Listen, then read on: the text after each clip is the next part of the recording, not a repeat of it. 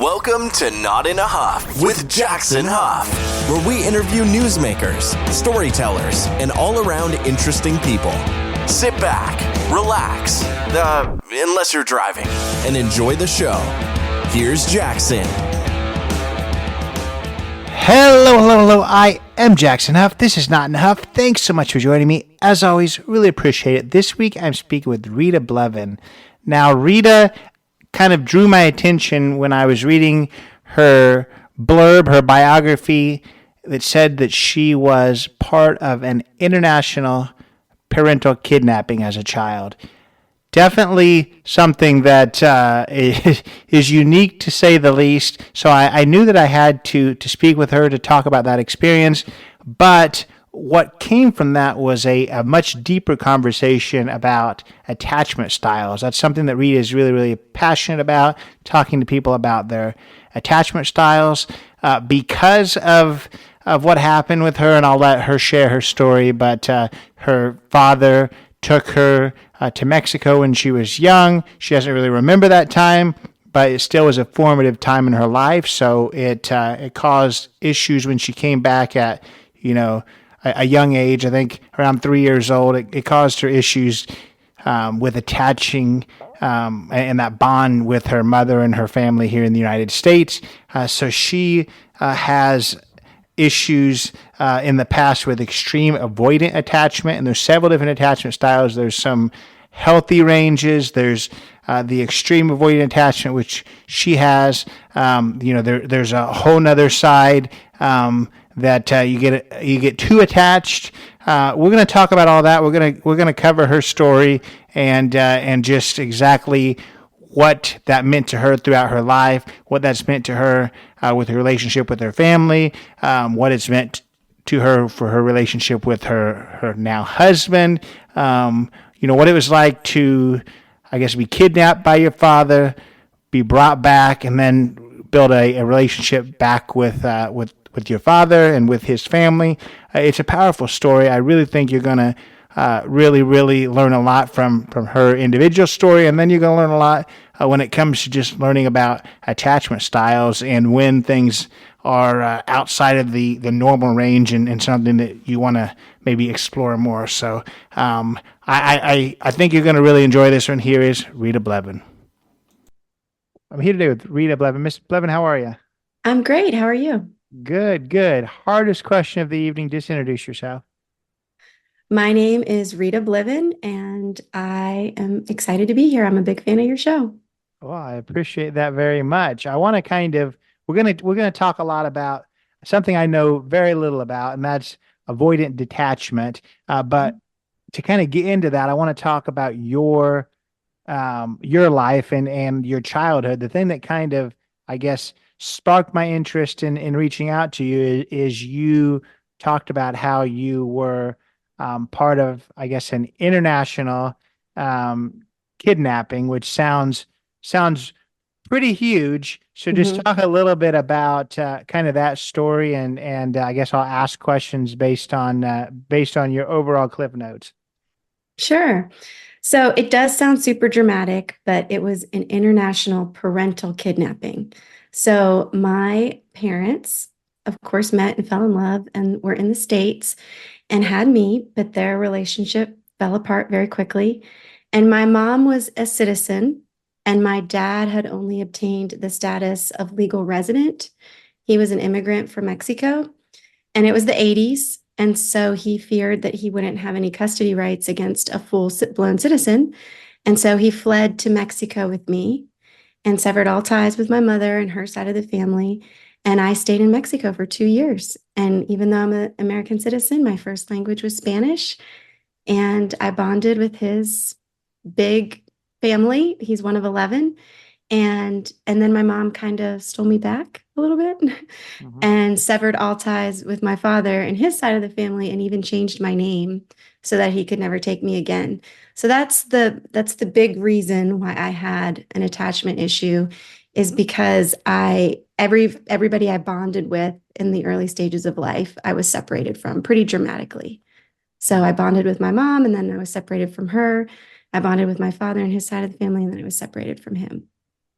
Yeah, which puts you in a really interesting circumstances where you came back and then I mean, you didn't feel super connected with this family, even when you talked about kind of just the way that you looked, that you felt like you looked, more, I guess your Mexican heritage, Hmm. your first language is Spanish. So even though you kind of were kidnapped, so to speak, you still felt more connected to, I guess, your even though it was your father, your kidnappers. So it's Hmm. almost like I don't know. I don't want to just equate it to other things, but it's almost a little bit like a Stockholm syndrome, if you will, that Hmm. you kind of were bonded with the people that at least didn't do probably what maybe they should have done in the situation. So I feel like that would have been an interesting thing to grapple with. Maybe it's I don't know. I guess the question I would ask you is, do you think it was better that it happened when you were so young,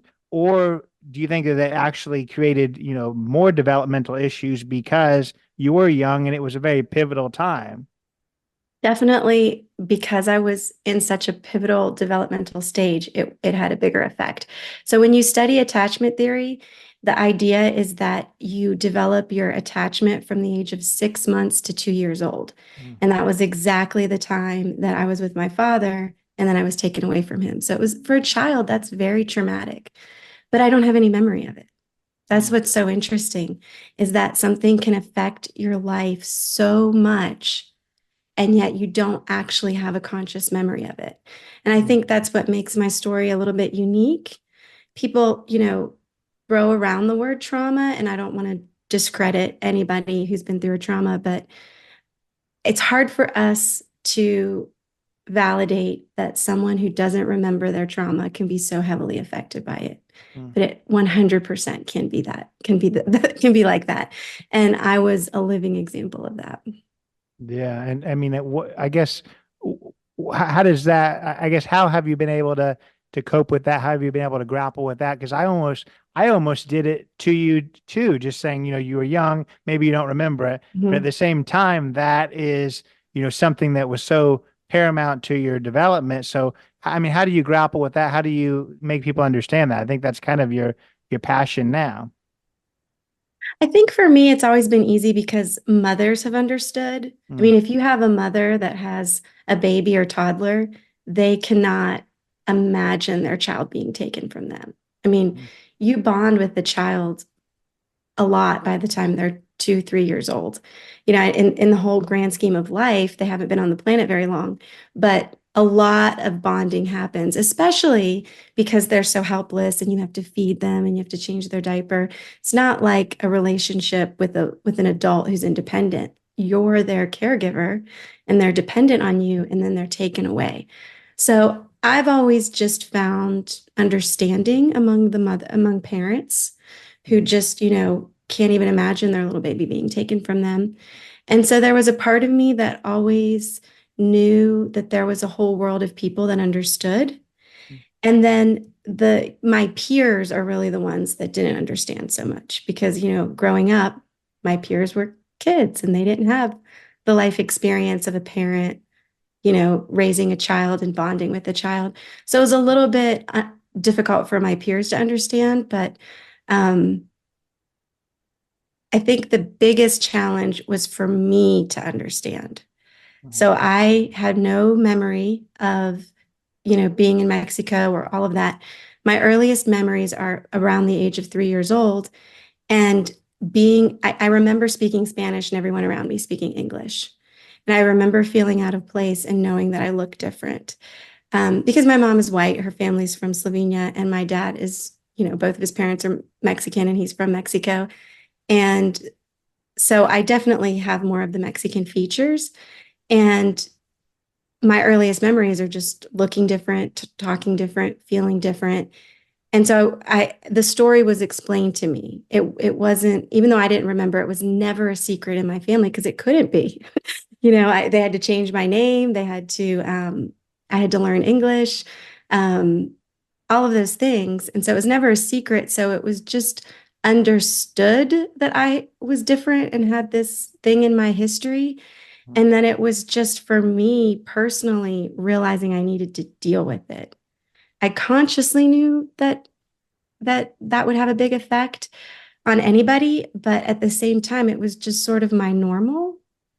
I mean, it's if kind of like I said, I listened to your one of your other um, episodes, and the guy grew up in Mormonism, and he said it was just normal for me to have four moms. Mm-hmm. I can't tell you how it was different than having one mom because I've only ever had four moms.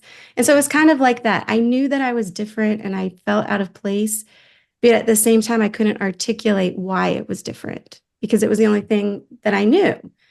And so I had to just really just blindly accept this has had a negative impact on me. And even though I don't fully understand it, I have to work on it. And then the main way that I started to work on it was through counseling. I gotcha. I mean, when did those realizations start happening? And then even before then, when you didn't really know why you felt different, you didn't, your normal was just a little bit different than other people's, and you didn't necessarily know why. How did that affect, I guess, your relationship with your mom? You bonded with your other family a lot more beforehand. When you came here, you didn't feel super bonded and you didn't feel super close. So I can't imagine that. So I want to know kind of a little bit how you I guess came to that realization, or was it the counseling that opened your eyes, and then how did that affect your childhood relationship with your mother? So I will say it's not just the child that bonds with the parent during those formative times, it's also the parent that bonds with the child. And my mom is great. The main reason that I'm here today is because she got me in counseling when I was about 13 or 14 years old. So she had enough knowledge to know that I needed some help, which is pretty remarkable because that was the 90s. And, now counseling and inner healing and all that has become more mainstream. But in the 90s, my mom was pretty progressive to get a 13, 14-year-old into counseling. And we did not have a lot of money. My mom was a teacher, and we all know how much teachers make. And so it was a huge sacrifice for her to get me into counseling. So kudos to my mom. With that being said, I do believe that not only did I not have the bond with my mother that a normal child should have, but I don't think my mom had the bond with me that a mother who's had her child with her from birth until childhood would normally have. And I just see that in my siblings. My other siblings were with her the whole time, and I just see that natural closeness. And don't get me wrong, my mom loves me and we're close, but there is a difference. There's a difference. And but it was not a horrifying difference. It was just a difference that I had to deal with and talk about in counseling and talk about with friends. And in adulthood, I had to face it on a different level. And I actually, got reconnected with my Mexican side of the family and went to Mexico and met all of them. And that was a huge step for me. And I realized that not everybody can do that, which is really unfortunate. But I do believe that even if you can't literally do that, that you can find some level of recompense, maybe is the word, with your past, maybe learning about your family, maybe learning, even if you're adopted and you just know the region that you're from, maybe just learning about that region. I don't know because I didn't have to go through that, but I think that you can connect to your origins on some level, and it helps you feel more grounded in your identity, because that's the main issue, is that we get a sense of security and identity because our parents love us and take care of us and are constant. And we understand that if a kid is neglected or abused, well, then they're probably going to have issues. I mean, you don't have to be a genius to know that. But if it's not constant, there's also a lack of security. There's also that part of the child that says, I can't even do what normal kids do and explore or be even a little defiant because my basic foundation in life is not secure. I don't have a parent that's always been there since the beginning. I don't have a caregiver that's always been there. And so even though the child can't put words to it, that's the reason why their identities aren't as stable, is because they didn't have that foundation. And I was certainly a living example of that as well, because I dealt with a lot of just confusion and feeling out of place. And I think that that's normalized now. There's a lot of talk of, people don't even feel like they're their natural gender. So that's becoming more of a normalized idea. But for me in Western Pennsylvania in the 90s, it was not that normal to feel as alienated as I did. I don't know if that answers your question. No, I think so. And how did your, I guess your Pennsylvania family, your mom, how did they, I guess how accepting were they of your desire to connect again with your, I guess your Mexican family? My mom was super supportive my entire childhood. My entire childhood, she told me, when you're old enough, you will probably, someone in your family will probably contact you, and your family is worth meeting. And they are. My Mexican family is amazing. And she told me that, well, just let me back up. The main reason that she had to separate from my father is because he got involved in drugs and alcohol, and at times was violent. And so she was correct in divorcing him.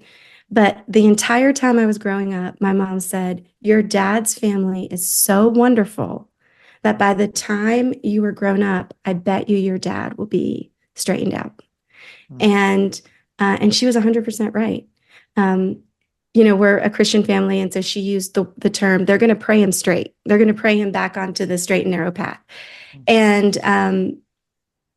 just 100% right, because he got pretty deep into it, and he has been clean and sober for, I think, 15 years now. So he's certainly a success story. Now, my mom's extended family, not so much, because it was very traumatic for the family. I mean, when my Pennsylvania family refers to that time, they very much so call it a kidnapping. They very much so felt like they would never see me again.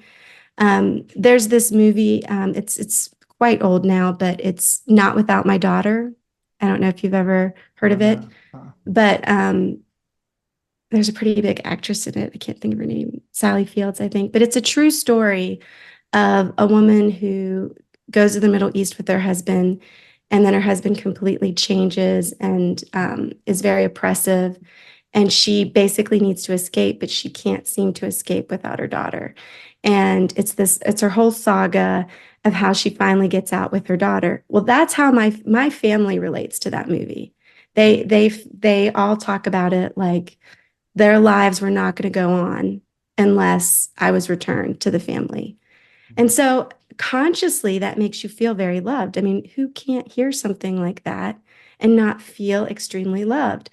Well, I knew I was loved, but I couldn't feel it all the time. I felt it sometimes, but I didn't feel it as much as a normal child would, because I was really, really loved. Yeah. Yeah. So we talk about, I guess, the Mexican family and how they perceived it. We talk about how your Pennsylvania family and how they perceived it growing up. And then now, I mean, maybe it's been an evolution, but what's your perception of the situation? Of course, I wish it never happened. I wish that, there was a perfect world where my parents never got divorced and my dad never got into drugs and alcohol. And they were, I grew up in a two-parent home. Of course, that's what I wish. There's no, there's no denying that. But my perception now is that my mother and my father both did what they thought was best out of a place of love. My dad feared that he wouldn't have access to me, and he wasn't willing to give that up. That's a place of love. I mean, that's, he so many fathers are absentee fathers, and that is not the case with my father. He wanted to be very, very present in my life. And then the same can be said about my mom. She was not willing to not have me in her life. And so she fought to get me. And I am just so proud of both of them for fighting for me. Now that I'm an adult and I've, had the misfortune of seeing some absentee parents or parents that don't fight for their children, it makes me appreciate them so much more because it's an easy out to say, oh, well, he took her to Mexico. I'll have other children. Or for my dad to say, oh, well, I'm an immigrant. I'll just go back to my country. I'll have other children. That's a pretty easy out. And especially since they were getting divorced, they both got remarried. They both had, new lives.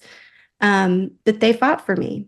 And then when I was older and I reconnected with my father fought for me again. He knew that it would probably be a little awkward for me and that unsettling. My mom had told me a lot of really good things, that my dad came from a great family and that, before the drugs and alcohol, that they were best friends and all of that. But he knew that I knew that it ended poorly. And he fought for me. He was very patient, very loving, very consistent, until I felt comfortable. And then even today, my mom it's very important for her that I'm in her life, and she calls me regularly. We don't live in the same state, but I know now that my parents are extremely good, but the situation was poor, and so they responded out of fear, and unfortunately, there were some negative consequences to that for me. Yeah. Yeah. I want to kind of get into, I guess, the bigger picture of the attachment things and for other people. But I do a really good job of kind of not wrapping things up in a bow. And I want to make sure we don't do that this time. Okay. So I feel like a lot of people would be wondering, okay, so you were in Mexico, you then are back with your mom. How did that play out? Because I know that you said that the court system wasn't necessarily all that, that helpful for your mom. So how did you get back to the US? That's a fabulous question. So pretty much both parents' story are similar, but they have slight variations. So growing up, my mom's side of the story was that she had contacted the authorities. She had hired private investigators to no avail. And finally, my grandmother said, well, just use the skills that you already have. You're an accomplished writer, because my mom in school was just an accomplished writer. And so my mom wrote my father a love letter and sent it to his mother's house because she knew where his mother lived. And in the hopes that he would want to get back together and bring me, and then she could, do what she needed to do at that time. Sure enough, my father shows up with me, and they go out to dinner, and my mom says that I fell asleep on her. And my mom said, let me just keep the baby overnight. You can come back in the morning. And then in the cover of night, she called all of her friends, and basically they, out of pity, purchased her stuff, her motorcycle. She had a motorcycle, all of her stuff to kind of fund me and her tickets, back to Pennsylvania, where she would feel safe with her family. The variation for my dad is a little bit different. So he had pressure from his family to return me to my mother. So his family is very family oriented, and they believe that a child should be with their mother in their country. And so he had a lot of pressure to return me from them. And then he, I guess, received this letter. And from what I understand, my father was considering getting back together with my mom. He is not the one who wanted a divorce. It was my mother. And so he told me as an adult that he had an adult conversation with me at 3 years old and explained to me that I was going to be living with my mother and that there was more opportunities for me in the United States. And he says that I said, turn the truck around. I want to go back to my big Mexican family, basically. But I named names. Mm-hmm. And he had dinner with my mom and he had planned to leave me with her, but assumed that my mom would stay in California and that he could easily come visit and that maybe one day they could possibly reconcile and then we could all be a family again. And then he was devastated that my mom fled and changed my name and all of that. And I also found out later that he had pressure from his family not to try to contact me until I was of age. They said it's more appropriate for her to grow up and then be able to make that decision as an adult, which again, I am just blown away at the wisdom of my family because that, even though I wish I had my father growing up, I think that was the best thing. I really do. Yeah, no, that's quite the, I guess, quite the wrap up. That's quite the ending to that part of the story. But it created your passion for, I guess, speaking a little bit more about avoidant attachment. I want you to kind of talk. We've talked, specifically about your world and how that's affected you. But the bigger picture, what exactly does that mean? What is avoidant attachment? Is it syndrome? Is it style? I don't remember. I think you've used both. So talk a little bit about big picture, what that exactly means for people. Sure. So back in the 90s, when I first went to counseling, it was called a disorder. Now the industry, the mental health industry has changed. Now it's style. And basically there's a healthy attachment style. And that means you've had one primary caregiver at least that has been consistent and has taken care of you, and you're able to bond to that caregiver. And then from that place of secure love, develop as a person. And then if there's neglect, abuse, or separation, that is altered. And then there are two main unhealthy attachment styles. One is anxious attachment style and one is avoidant attachment. Even in the healthy range, we all tilt one way or another. But when you get into the unhealthy range, it's an extreme anxious attachment style or an extreme avoidant attachment style. The anxious attachment style is the one that we see more in pop culture. The person's clingy, the person gets broken up with, and they say, I don't care, I'm still going to come to your house and make you love me. We see that in movies. Mm-hmm. The avoidant, movies aren't written about us because it's not a good love story. We don't feel comfortable opening up to people. We have a really hard time trusting even trustworthy people. Our default is no. No, I don't want to see you. No, you can't come over. And we fear intimacy.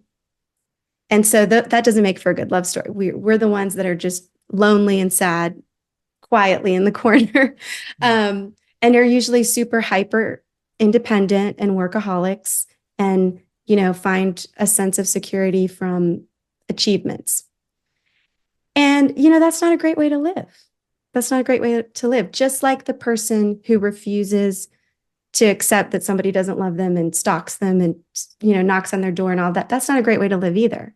The better way to live is to say, I'm worthy of love and I'm going to put myself out there and be vulnerable. And if I find a worthy person, I'm going to pursue it more. And if I don't find a worthy person at first, I'm going to try again. That's the more healthy mindset. But with avoidant and anxious attachment, when it's extreme, that's not what happens. And there's just a lot of that. Most of the time when I talk to people about attachment, they start shaking their head and they say, oh, I have an ex like that, or, oh, that explains why I did that back in 1997. You know what I mean?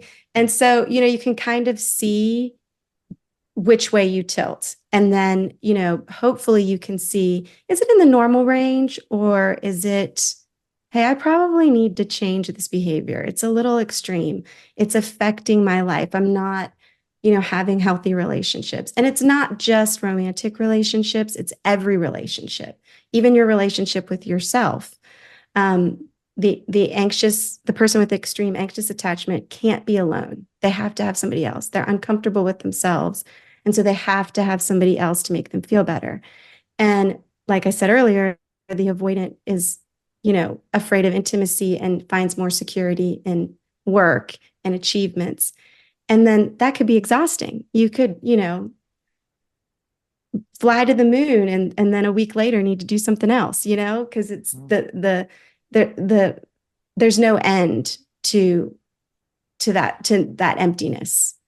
And so, if you get a little bit irked when somebody rejects you, that's not avoidant attachment or anxious attachment.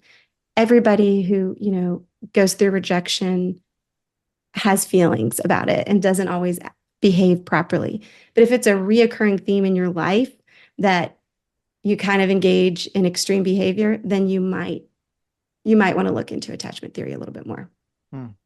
Yeah, so we've looked at kind of the big picture. Let's shrink it back into your life. I know that you're married, so Mhm. knowing, the avoidant attachment issues that you've had and that you've worked through, has that made you, I guess, more hyper aware of things and made it, I guess, easier, or has it been something that has been a struggle that both you and your spouse has had to, I guess, cope with and work with on a regular basis?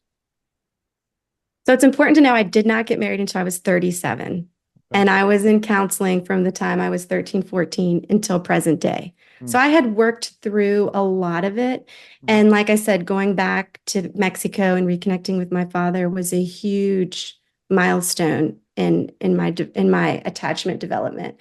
Um, and then I would say I worked out most of my issues with my friends.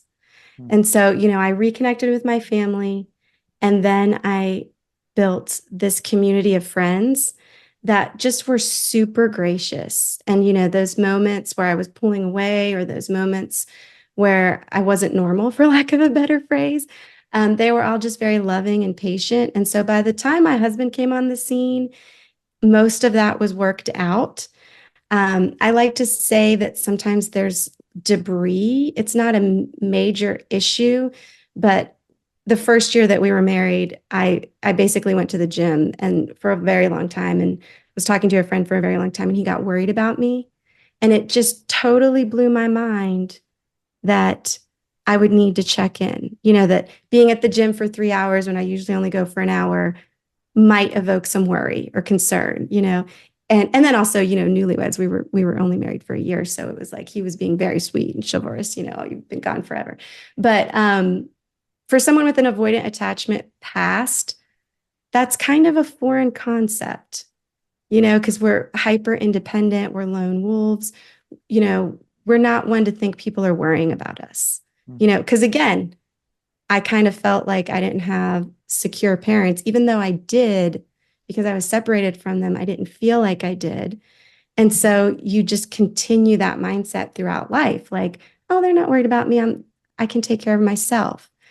And so there was a little bit of that in the beginning of our marriage, but that got worked out very quickly. And we have had just a stellar marriage. And so I would just tell anybody, of course, any major issue that you have, you want to try to work on it before you get married, but especially attachment, because that's entirely what marriage is about. It's entirely about attachment and love, and a foundation of secure love. So that's kind of a big one. You kind of want to make sure you've got that one in the bag before you say walk down the aisle.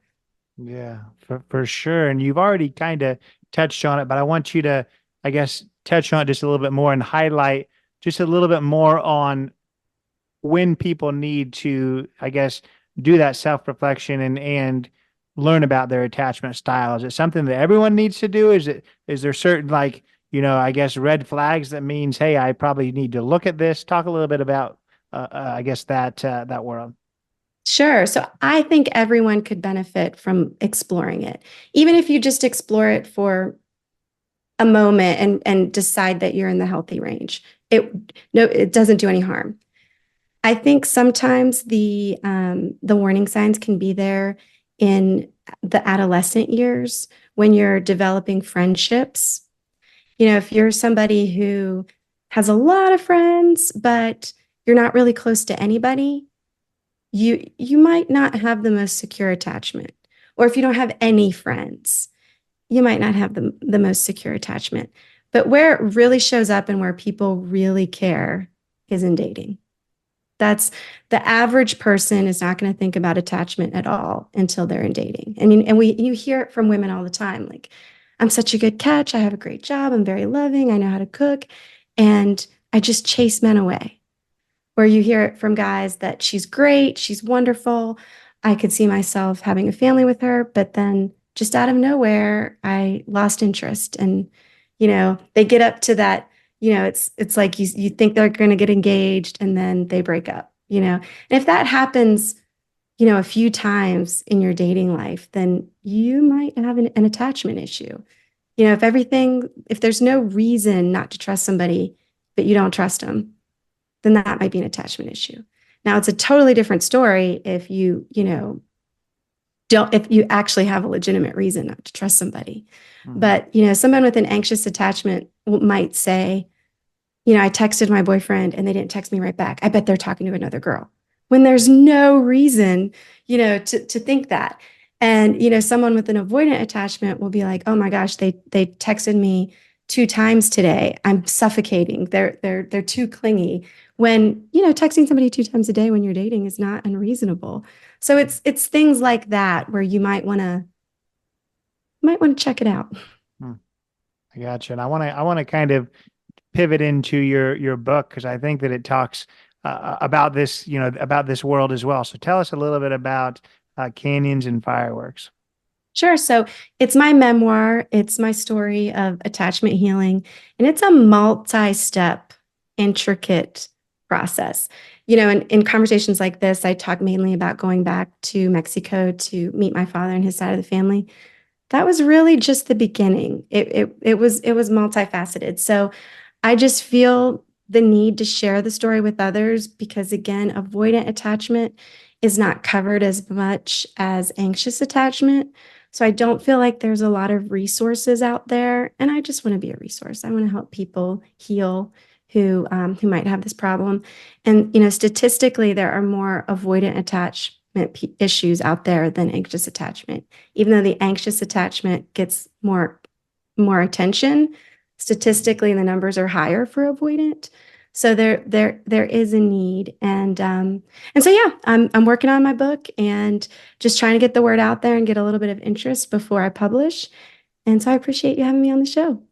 Yeah, no, so for sure. And I want to ask you just a couple questions about the book, and the first one's just, anytime someone writes a memoir, definitely if it's about something that is traumatic in their life, I always like to ask them, when you began writing this book, is it something that you had kind of already worked out and it was just, a passion behind letting other people know about it? Is it something that, wound up being therapeutic to you? So did you find it hard to write this, or did you find it kind of empowering to write it? So all of the above. It's an extremely emotional up and down roller coaster. I've always liked to write. My mom, like I said earlier, is a gifted writer, and I have a few people in my family who are gifted writers. So we're a family of writers and readers. And so I always wanted to write a book. And then in my 20s, while I was going through the majority of the big milestones of attachment healing, it occurred to me that a story was kind of being written and I just needed to pay attention. And so it was kind of in the back of my mind that someday I'm going to write a book about this attachment healing journey. And then the pandemic happened. And I was essential, so my job kept going, but I wasn't nearly as busy as I had been most of my life. And then a friend of mine encouraged me to start writing, and so I did. And then I was shocked that at first I couldn't remember everything. At first I was like, oh shoot, I should have started earlier because I'm starting to forget. But as I spent time with it, the memories started to come back and they started to become clearer. And at times it was very vulnerable. At times it was, oh my goodness, I can't share this with the world. And then at other times it was very empowering. And it's interesting to me now, 20 years in, to see some of the foreshadowing. When you write a book, you see foreshadowing, but that kind of happens in life too. It's not all, beautiful literature, it actually kind of does happen like that in life. And so it was really neat for me to see that it was, in hindsight, a gentle process, even though in my 20s when I was going through it and having all these dating issues, it didn't feel like a gentle process at that time. But in hindsight, it really was. And so for that reason, it was empowering and sweet. But there were some dark times of remembering some of the more painful things. But I wouldn't trade it for the world. I wouldn't trade it for the world now that I'm on the other side of it. Yeah. Yeah. And most of the time when I speak to authors, they either the book has already been out for a while or it's at least, already has been released. So it's not super common that I speak to someone who, the book hasn't even been released at all yet. So I wonder in your world, definitely given that you did cover some very personal things, some, raw emotions, given that it's going to be released soon, I mean, how are you feeling about all that? You're kind of bearing your soul. Is it something that still makes you nervous? Or are you just ready for the world to see it, or where are we at with your mindset with that? So it can change from day to day. I can tell you for whatever reason, I was a little nervous today. Mm, The last podcast I did, I wasn't nervous at all. So mm, it's just one of those tender things, when we're complex creatures. And so, it changes from day to day. Maybe I'm just a little tired today and that's why, who knows?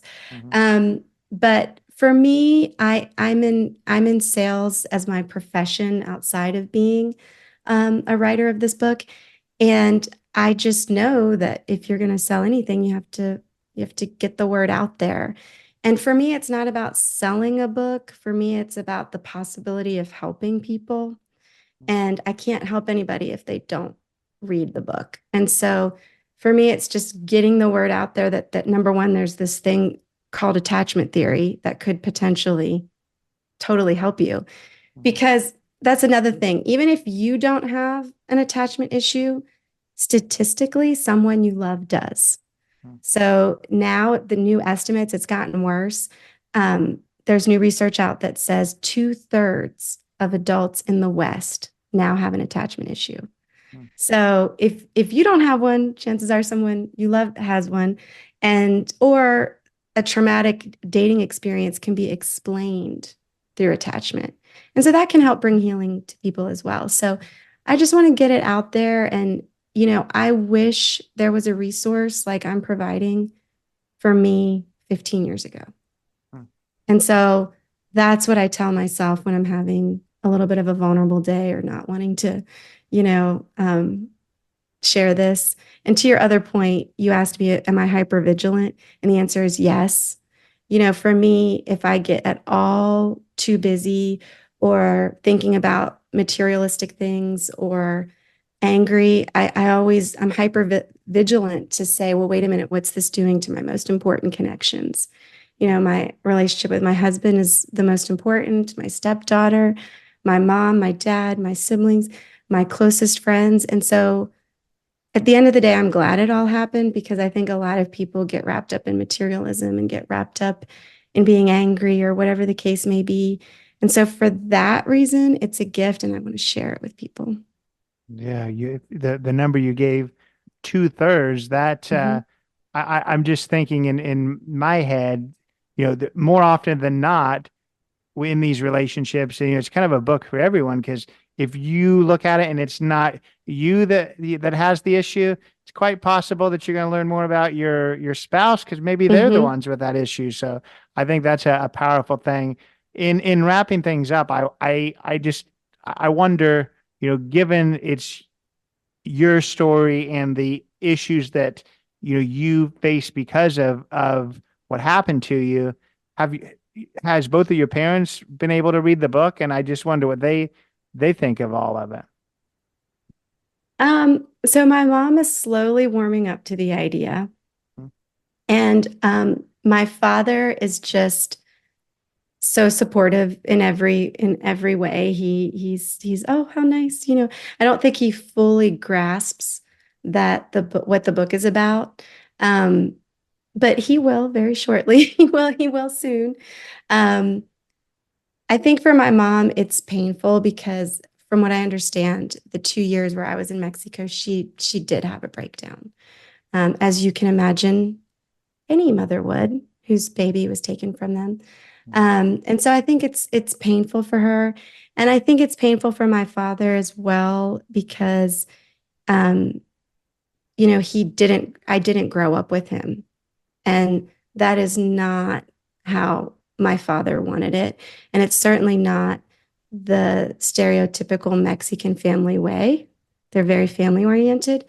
And so I think for him, it's just kind of a little bit of a constant regret. And so it's painful for both of them, but they both give me their blessing in a unique way. Yeah. So how can people connect with you? How can people pick up the book once it comes out? Thank you. So the easiest way to connect with me is through my website, canyonsandfireworks.com. And from that website, there is a link for everything. I have an Instagram, I have a blog, I have X, it's called now, X, and a YouTube list and a Spotify list of my guesting. And of course, the website will have updates on the book release. So everything's right there on the website, so you don't have to know a whole bunch of different links. Love it. Well, I really, really appreciate your time. Thank you so much. Thank you so much, Jackson. And I do love your podcast. Oh, I appreciate that. So that was Rita Bliven. Really, really appreciate her joining me. I learned so much just about attachment styles, not something that I knew very much about at all. I wanted her to come on to share her really, really powerful story on her own experience with an international parental kidnapping, what that did to her in her life. Then we learned a lot about this world of attachment styles, and I think we can all learn a little bit about that to kind of do a self-examination and say, are we in the normal range, or is this something that we need to potentially work on? So hopefully you took a lot out of this conversation. Urge you to pick up her book once it comes out. I will put a link in the show notes to her website so you can keep up to date on that. I think that that story will be a powerful one too, just going more in depth on her individual story and more in depth on these attachment styles. I really, really appreciate her being here. I hope you enjoyed this episode. Go follow along with Rita if you haven't already. Follow along with this podcast. Really appreciate you following or subscribing on Spotify and Apple. Go leave a 5-star review on Apple and Spotify. That's always awesome. Leave a written review on Apple. Even more amazing. Follow along on Instagram, Not Enough Podcast, jacksonhuff.com, Not Enough with Jackson Huff on Facebook. Lots of places to follow along. Lots of places to make sure you don't miss that next episode. But until next week, take it away, Chris. This has been Not in a Huff with Jackson Huff. Thank you for listening. Be sure to join us next time, where we will interview another amazing guest who is sure to make you laugh or make you think. Or, hey, maybe even both. But until then, keep being awesome.